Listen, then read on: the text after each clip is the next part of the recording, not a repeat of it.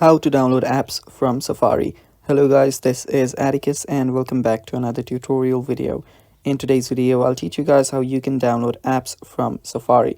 So without any further ado, let's dive right into it.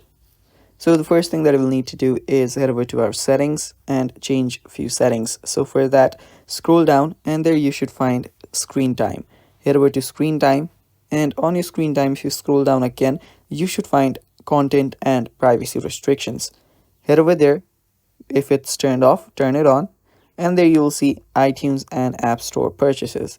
Head over there and under installing apps, make sure that you've tapped on allow, and after doing that you can head back.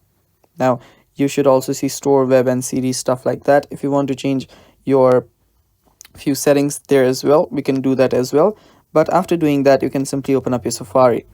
Now you can search for any app here. So let me just search for Snapchat, and after you search for an app, you should see its download option. Now downloading apps from Safari is not directly possible. What instead will happen is that whenever you search for an app, it will give you a link to the App Store where you can press on it and it will take you to the App Store, and then you can download it using the Apple Store interface on your Apple device. And that is basically how you can download apps from Safari.